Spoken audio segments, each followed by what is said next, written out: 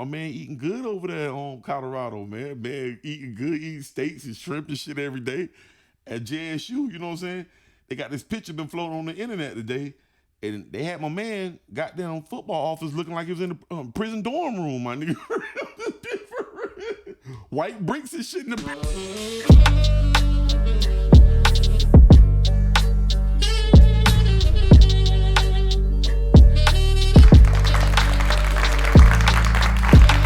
Hey, what's up, beautiful people? This is Mad Dogg World podcast. Bringing you another episode of whatever we feel like it when we feel like it. But today, man, we're gonna jump straight into sports, man. Crazy week in college football. I mean, crazy. But it shouldn't be unexpected. Ever since this transfer portal, anything can happen. Anything can happen. You know what I'm saying? But the first thing I want to touch on, we're gonna is the Florida Gators. We done touched on this probably both episodes. I said Billy Napier is not that guy. Not that guy. You feel me? Probably to keep his job, he probably need to get the 8 wins this year. 8 wins. The seat, his seat is on fire. Is on fire right now. You know what I'm saying? The play calling. How can you have this long to prepare for an opponent and they just look so unorganized? The play calling is horrible. It's like he tricking his own self in his own system. I mean, they just don't have a clue. And Graham Mertz actually didn't play that bad, to be honest with you. I mean, the play calling is horrible. And that fall on Billy Napier. You know what I'm saying? That fall on him. And when I mentioned Billy Napier, it's a coach that he's starting to remind me of. He's starting to remind me of Willie Taggart. Yeah, Willie Taggart. Yeah. Yeah, Billy Napier is the next Willie Taggart. For real. His ass about to be out of there. For real. Come on, man. You a program like the University of Florida, you got to go for the big dogs. You don't get no coach. I don't even think he was a coordinator at a Power 5 school. Like, I understand he was a head coach at Louisiana Lafayette. He did a good job over there. But big time programs that are used to compete for national titles, you go get a what's name. You got to go pay the big bucks and get the best thing on the market. Billy Napier is not that. You feel me? At all. Let's jump to Florida State. Look very impressive. I said they had. I expect them to be good this year. You know, I hate them without a doubt, but they got a good squad, man. Jordan Travis, gonna be up for the Heisman this year. The kid playing lights out. Norvell play calling is phenomenal. The defense finally, I mean, they looking good. The front seven on defense is stout. I mean, they just, all around they look like, I'm gonna be real with you, they look like they could contend for the playoffs this year. For real. Especially after what happened to Clemson. We'll get to that in a minute. And my Miami Hurricanes, we look real good. You could tell we was kind of vanilla because we got Texas A&M this week. So we didn't really want to show too much, you know what I'm saying? But in order to beat them, we're going to have to throw the ball down the field. Ain't no ifs, ands, or buts about it. We're going to have to be able to throw the ball down the field. Or we're going to have the same outcome as last year, coming up short. You know what I'm saying? But I definitely like the defensive coordinator hire. We look very, very good on defense. Very stout up front in that front seven. We deep in the front seven.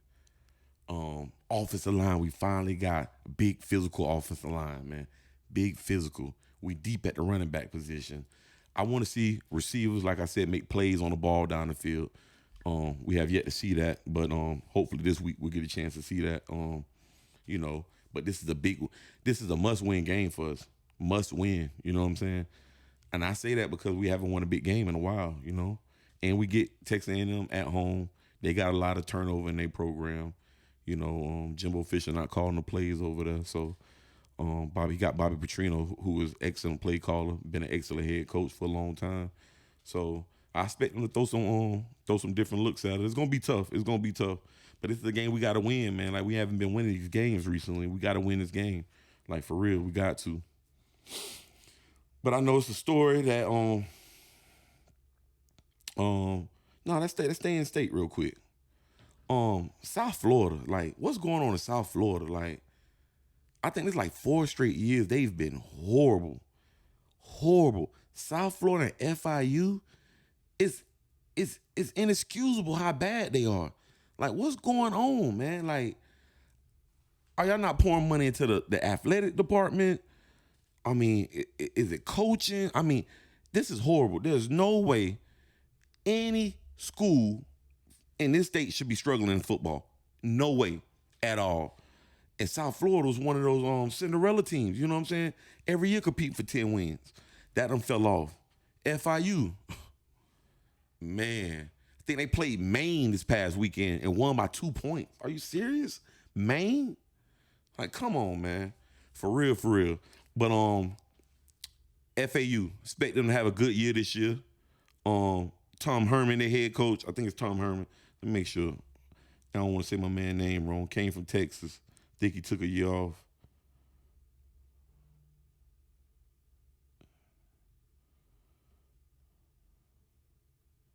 I don't want to get my man's name wrong. Yeah, Tom Herman, like I thought. Players coach, knows offense. Texas was dumb to get rid of him. The man down there won 10 games almost every year, undefeated in bowl games. Some schools have to realize you're not going to compete for national championships every year. There's only like 3 or 4 schools every year that's a realistic goal. You know what I'm saying? Texas is not one of them. I don't care about your resources. It ain't y'all time right now. Y'all should have never got rid of Tom Herman. Y'all gonna see that Steve Sarkisian is the same coach, if not worse. You know what I'm saying? Should have never got rid of Tom Herman. But like I said, Tom Herman at FAU right now, I expect them boys to light up them little leagues over there for real, for real. Expect them to win about 9 or 10 games every year, for real, for real. So I keep my eye on Tom Herman. And another thing, I forgot about UCF. I forgot that this was their first year in the Big 12. You know, the Big 12 is not going to look the same after this year because a few of their programs are leaving, going to the SEC. So UCF, man, I expect them to do some good things this year. The only thing I think that's going to hold them back, they're going to have to figure out a way to throw the ball better. Good run team. Defense doing real good. But they're going to have to throw that ball down the field if they want to get to where they think they can go. And but the story everybody want to touch on, prime time Deion Sanders. Hey, I want to give another shout out to Colorado again. Got to give them a shout out. The only school that I can remember in history that's hired at the Division I level, the big leagues, Power 5, 3 back-to-back black head coaches. Mel Tucker left after 1 year. Brought in Carl Durrell. He was trash. He didn't get the job done. Bring in Deion Sanders. That's unheard of. So shout out to Colorado. Hey, I gotta buy me some Colorado gear just for off the strength of that. Like, come on, man. 3 back-to-back black head coaches. Oh yeah. But look, a lot of y'all out there jumping on that primetime bandwagon. I think they're gonna do good things. But y'all don't overreact to this win. You got to think. I don't want to hear people saying they were 1-11 last year. Deion got rid of that whole team. He kept like 5 players, 10 at the max. He brought in ballers. The man know what they should look like. He got rid of those. So stop saying like, oh, he didn't inherit that team and develop those players. He went and got a whole new team. That's the transfer portal for you. You know what I'm saying? So it was basically like he was on a level playing field with TCU. Fuck what the line said. The line said 20 points. They was guessing on that shit. The line said they should have lost by 20 plus points.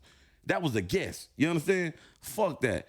TCU, this is not the same TCU team that went to the national championship last year and got their ass blasted by the end of 50. Or was it 50 points? You understand? So this TCU team is worse than that team last year. You know what I'm saying? So come on, man. Y'all pipe down. Deion gonna do nice things this year, but he gonna get pummeled about 2 or 3 times this year. I'm telling you now. His son, I told y'all on here before, good quarterback. Know when to check the ball down. He not gonna put the ball in harm's way. You could tell the kid watch film, don't have the best arm, but he know to go with the ball. And he gonna always give his playmakers a chance to make a play. You understand? That's all you need to do. So many quarterbacks fuck up their careers and everything because they try to do too much. The quickest way for a quarterback to lose your fucking job, turn that fucking ball over. And definitely turn that bitch over in the red zone, get the fuck out of here, man. Take your shit off. Get the fuck out. For real, for real. That's inexcusable. And I'm glad we talking about that. Oh, shout out Travis Hunter. He balled out. Y'all pipe down with that. He is a future first rounder, but he still got to prove that. You know what I'm saying? He ain't proved that yet. He played one game at the Power 5 level. Come on, man. Tight down, but he had a good game. And them boys had 4 100-yard receivers. I've never seen that. I've never seen that ever. Ever. So shout out Colorado, man. I'm gonna be watching this year, man. And we'll see how that go over there. But hey, Vegas had them at 3.5 wins before the season. They already won game right now. So 3 more games and that shit over. You feel me? For real, for real. 3 more wins and it's over. But look, back to this. This transfer portal. I like the new rule that they put in that you could transfer once without penalty. That's good. You know what I'm saying? Hey, kid, you made a bad choice. We ain't gonna penalize you. Go wherever you want to go. Second time, it don't work out, we need a waiver. So it ain't gonna be none of that jumping around shit. You feel me? But nowadays, if you hire a good coach, your team can win from day one. There's no more, we need 2-3 years. We got to develop these players. No. Hit the transfer portal. Hit these kids that know how to work out, know how to prepare, and all that. You know what I'm saying? It's okay still to recruit at the high school level, grab some of those kids, you know what I'm saying, bring them along and develop. But me as a coach, 60 to 70% of my roster is coming from the transfer portal because I want to get grown men. That's basically what you recruiting, grown men. You know what I'm saying? Come on in. Let's go. Let's get it. For real, for real. It's another program out there we thought was title contenders, but they're not. And I was a fan of Dabo Swinney for a while at Clemson, but I can see he kind of like a hypocrite now. You feel me? Last year, he tried to put a few of those losses on DJ Uiagalelei. Shout out DJ Uiagalelei. Played a great game at his new program, Oregon State. He back on that West Coast. He transferred for Clemson because they, in my eyes, they did some fuck shit. You feel me?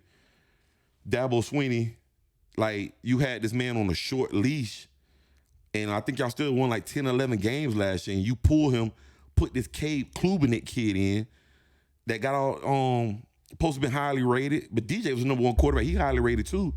And you put this kid in, and this kid has not done anything yet. And look how he played against Duke. Trash. So are you going to bench him now? Are you going to bench him? Y'all 0-1. Are you going to bench him? Are you going to do him like you did DJ Uiagalelei? Come on now. Like Dabo, come on, keep it real, man. That was a real hypocritical move, for real, for real. And y'all played horrible the other night. You know what I'm saying? You played horrible. You've been a critic of the transfer portal. You really ain't attacked that how you have, like you really should have. And now you see it, you getting exposed. You feel me? You really getting exposed. You ain't developing players how you used to. Ever since Trevor Lawrence came in his freshman year and y'all won that national title and thumped Alabama, every year since then y'all have gotten worse. Every year. The past 3 years, your offenses have been trashed by everybody's standards, and especially Clemson standards. You know what I'm saying?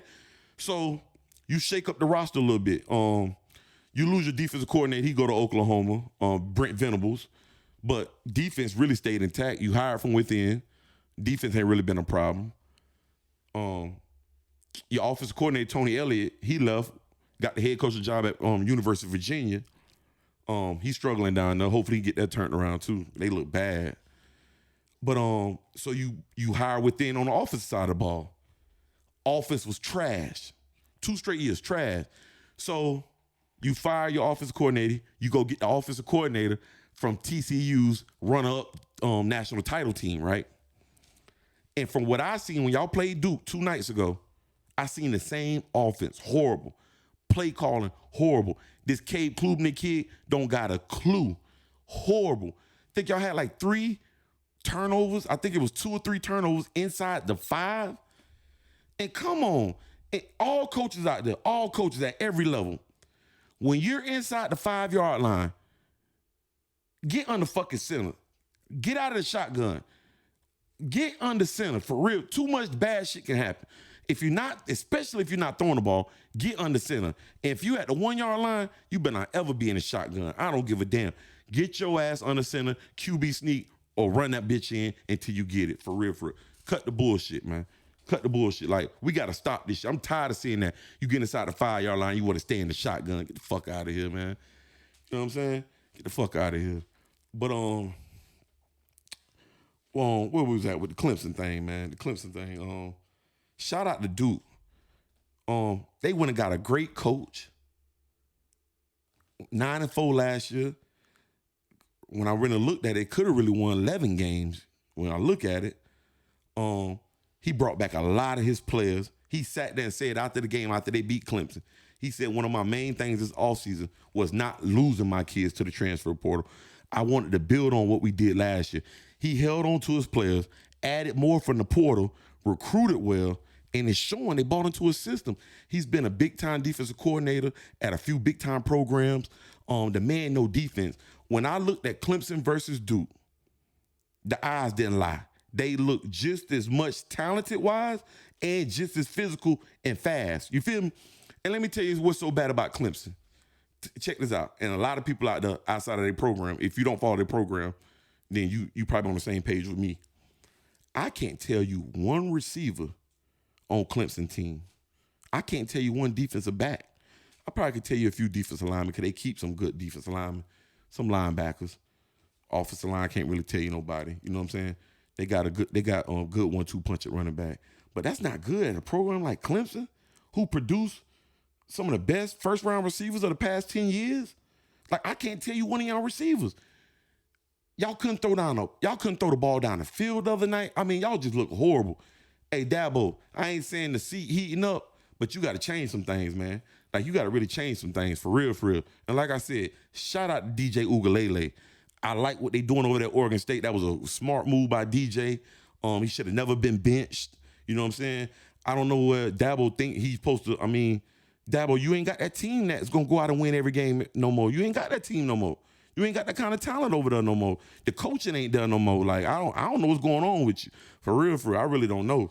Maybe you need to be more hands-on. I don't know. Hey, yo, check this out, right? We want to touch on something, man. Look. Hey, it's no secret. Almost everybody in there got them grandmammy sports bet nowadays. You feel me? It's no secret. But y'all be careful with that. And another thing, if somebody owe you money, we week 1 in the season. You better go get that money from them because I guarantee you, they don't put that bitch on a parlay. So, hey, they don't put that. Hey, listen, you better collect your motherfucking money. I'm trying to tell you, for real. Hey, cause that bitch on somebody wood right now. You hear me? Got them ticket this long, hoping they hit that bitch. You feel? Hey, but for real, y'all be careful with that sports betting, any kind of gambling. Period. It ain't for everybody. And if you can't afford to take a loss, sit your ass on the sideline. And you don't need to be gambling with no kind of fucking money till your fucking bills paid. Straight up. For real. Hey, for real. If you can't afford to lose, you're going to do all that. Sit your ass on the sideline. It's okay. Nobody going to laugh at you. Sit on the sideline. But check this out, though. A few things I want to touch on, man. We had a few huge upsets, which shouldn't shock you. Usually, week 1 or week 2, you get a few big upsets. And like the last 2 weeks of the season, you get a few upsets. You know what I'm saying? But it's something I want to touch on, man. Deion Sanders, like I said, man, that line was so far off. 20 points. Y'all really tried this, man. 20 points. And he remade his whole fucking team. He didn't go get scrubs. He got rid of scrubs and brought in ballers. 20 points? Come on, man. You know, a lot of people looked at it like, oh, they favored by 20. You know what I'm saying? Usually them people out there know what they talking about. Don't get it wrong now. But they ain't always right. They right majority of the time, though. You understand? But that line was off. Another game. Dave Aranda at Baylor. Bro, how you damn near... I forgot. Let me see what that spread was. Where that Baylor game at? Dave Aranda supposed to be a defensive coordinator guru. Bro, I think you had one good year there. You on a down, like, come on, man. This ain't how you start the season. Then last year, y'all was horrible. Let's see. 27-point favorites. And you lose to Texas State. 27-point favorite, home favorites, and you lose. Hey, that money line had to be like plus 13, 1400. So to people that don't know what that is, put your $100 down, get you back about $1,300, $1,400. You understand? For real, for real. If they win outright, but they gotta win. And Texas State won, underdog. Deion Sanders, money line for them to win was like plus 700. Put your $100 down, get back 800. If they win, they won outright. So now it's gonna be some people watching this and they're gonna be like, I'm underdog hunting. No, don't listen. Don't do it. It don't always work like that. I'm telling you now. For real, for real. But look, Dave Aranda. Let me go back to this transfer portal thing. The transfer portal has made college football more competitive. If you're not a big time school that's competing every year, your too deep is basically getting wiped out by the portal now. Because you got these kids that you recruited, and after a year, they be like, man, I ain't play, fuck that, I'm gonna go somewhere else. So they going to these other smaller schools with other players, and they making these teams more competitive. And now you got these big time programs, they depth wiped out. So now when you look at their schedule, you really can't pencil in no blowouts on the schedule no more. Because any team could damn near beat you. If you ain't Ohio State, Georgia, Alabama, who else would I throw in there? Probably just those three right now.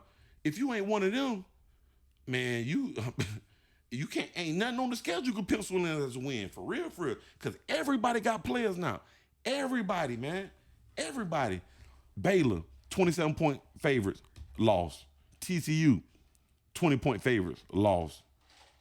Clemson, 14-point favorites, lost to Duke. I mean, the list goes on. The list goes on.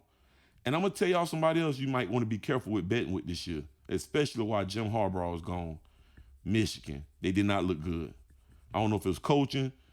I don't know if they was holding something back. They did not look like the same team when Jim Harbaugh was on the sideline. No, sir. No, sir. But I'm going to tell you some teams that I think going to really, really fuck some people up this year. Oregon. I think Oregon going to have a great year. I'm gonna kind of go Notre Dame too. Go Notre Dame. I think FSU gonna have a pretty good year. Oklahoma looked very good. They looked elite week one. Elite. Who else? Somebody else. Not sold on Texas at all. Oh, big game for Texas. Big game. More pressure's on Texas than it is Alabama. More pressure's on them. You know what I'm saying? Steve Sarkisian, like what you gonna do? This is why they hired you to win these games. You know what I'm saying? You came close last year. What you gonna do this year? What you gonna do? You got to go on the road to Alabama. You got to win. The line is very low this year. Last year was 21 points. This year they got it at 7. So we gonna see 7-point road underdogs. We're gonna see what you gonna do. But it's one game I got my eye on, y'all. And I hope I don't get tricked. I'm going to bet this one. This one I'm going to bet. But the line, I think, should be more than this. They might know something. We going to see, though. Where that game at? Hold on. Oregon over Texas Tech. Texas Tech looked horrible week one. Oh, 14-point Texas Tech. 14-point favorites on the road. You lose to Wyoming in overtime. You got Oregon coming to Texas Tech this Saturday night. 7-point favorites. That's it. You giving Oregon 7-point favorites. You got Oregon. I forgot the head coach name, but he came from Kirby Smart Tree. He was their defensive coordinator when they won the national championship. Last year, he led them like 10, 11 wins. He brought back so many pieces, hit the transfer portal, kept his players, brought in a great recruiting class. I expect Oregon to make some noise this year. Man, listen, 7 points, I'm trying it. I expect Oregon to beat. They should thump Texas Tech by damn 20 plus, man. For real, for real. I'm trying it. Nothing is for sure in this. I'm telling you now, ain't no such thing as no motherfucking lock. Let a nigga lie to your ass. Ain't no lock, nigga. For real, for real. You just got some shit you feel better about than others. You feel me? But that's a good game. I expect Oregon to thump them, like I said. Hey, and Hey, I know I talk a lot of shit about Prime, you know what I'm saying? Give him a lot of grief or whatever, you know what I'm saying? Hey, they got my man eating good over there on Colorado, man. Man, eating good, eating steaks and shrimp and shit every day at JSU, you know what I'm saying? They got this picture been floating on the internet today, and they had my man goddamn football office looking like he was in the prison dorm room, my nigga. White bricks and shit in the back. hey, that nigga looked like he was filming a goddamn prison dormitory. Hey, Brian said, I can't wait to get the fuck up out this motherfucker. hey, oh man, look, black folks at HBCUs, we gotta do better, man. Start at the administration, man. We ain't gonna never be able to hold on to nobody until the administration clean up them crooked ass ways, man, for real. You know what I'm saying? But shout out to Prime and them, man. I like what they doing over there. But y'all need to stop. Y'all doing too much on that bandwagon. That was one game. They didn't beat nobody elite. Nobody in the country considered TCU elite. Nobody. It's a win. That's it. It was a win. When they beat Oregon, I don't expect them to beat Oregon this year or Utah. If they beat Oregon, they might beat USC because USC ain't got no goddamn defense. That's gonna be a shootout. If they beat Oregon or Utah, and I say Oregon State, those are big wins. This TCU game was not a big win. I expect Prime to do this. If you look on paper, this is not impressive. It's a win. They won. He did what he's supposed to do. Shout out to Prime. Hey, look, check this out. I want to address this bitch ass nigga, Tracy Kraft, again, man. I'm so sick of this puss ass nigga, man. This shit here getting this shit crazy, man. Listen here. Nigga report my page and shit. Hey, listen. Man, been talking all that bullshit. You know what I'm saying? You jumped up like you want to fight when everybody was around multiple times. Now I'm ready to get on your ass. You with the bullshit now. You want to run like a little bitch. Listen here. Listen, y'all. I done offered this man $4,000 for a 3-round boxing match. $4,000. You feel me? I ain't rich by no means. You feel me? But I want to put them hands on his ass so bad. I offered $4,000 for 3 rounds. You got to go the whole 3 rounds, though. You feel me? You want to fight when everybody's around? Let's get in the ring. Let's do it right. Let's get in the ring. He don't want to do that. I said, damn, my nigga, what you want to do? Slap boxing match? He don't want to do that. You know he don't want to do no cage match. Man, he won't walk out of there alive, I promise. He don't want to do no cage match. You feel me? I said, damn, my nigga, what you want to go run routes? What you want to do? 1-on-1, 7-on-7s? Nigga, what you want to do? You don't want to do that either? He don't want to do that. You know what I'm saying? I asked the nigga, what you want to get on the 225? You want to see how much you can do 225? Me tell I can do it? You don't want to do that. You know what I'm saying? Damn, my nigga, I'm 310 pounds right now. Nigga, I'm like 30, 40 pounds over what I was supposed to be, nigga. And I still move good, nigga. You want to race? Nigga don't want to race. I'm sick of that pussy ass nigga. You understand? I'm sick of that bitch ass nigga. I got the merch. The merch done dropped. I should have wore the merch today. You know what I'm saying? It is what it is. But listen, maybe some of y'all could talk to him. A lot of people want to see this fight, man. A lot of people want to see this fight. You know what I'm saying? Because guess what? Flag football season's going to come around. We're going to run into each other. If he try that slick shit again, I'm going to slap him like I slapped his teammate. I slapped this motherfucking teammate in the shit. The nigga went running. I approached Tracy the same game. He ran. You understand? Listen, Tracy, let's get in the ring. Let's get this shit over with. We can go on about our lives. But listen, until you apologize, you get in the ring, I'm coming at you. I'm coming for you, Tracy. I'm coming.